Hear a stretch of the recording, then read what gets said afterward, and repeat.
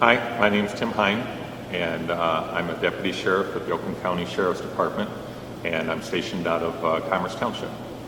One of my partners on afternoons told me about Carls Family period, and then he mentioned this first responder program and introduced me to the people who were running it here. The first responders program is kind of like a scholarship program to bring in first responders, police, fire, ambulance, even some dispatchers, as I understand. One of the things that is a myth is that police officers and firefighters have to pass a test every year for physical fitness, and that would be great, but it's just not true.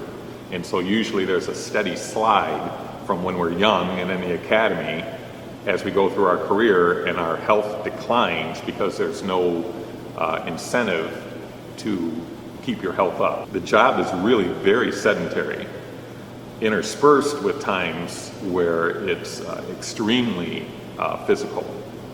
And that, combined with the stress, the long hours, the strange shifts, the public,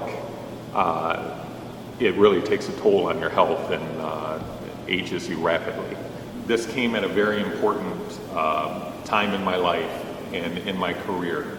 I've been a police officer for almost 30 years now, and during that time there's been a shift in the way that the police are perceived by the public.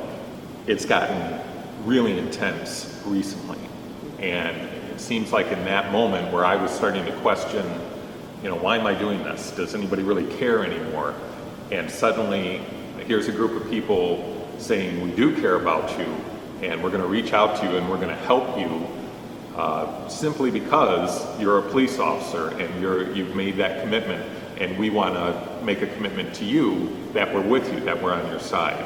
The basis of the program is that there's a pre-employment test for first responders. The test that you take before you're able to be hired by an agency, a police department or a fire department, to make sure that you reach a certain level of fitness.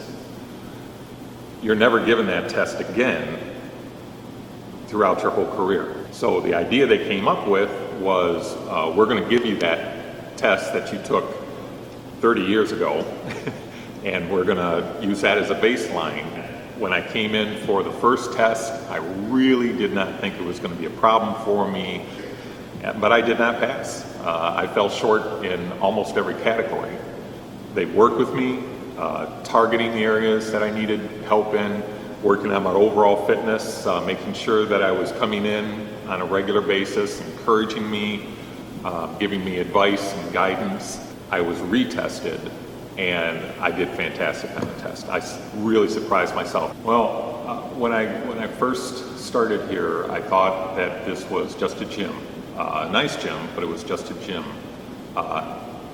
Very quickly, I saw what a hub of activity it is, and not just about fitness. It's not just focused at the building itself, it's actually out into the community. It is an organization that raises money, but uses that money to do things for the community, to help enrich the community and make it something that everybody can participate in and everybody can be proud of. It feels like a microcosm of the community at large, and I really like that. Being a part of everything that goes on here and the incredibly warm welcome I've gotten from everybody, it's really kind of renewed my spirit in the sense of, it's all about community.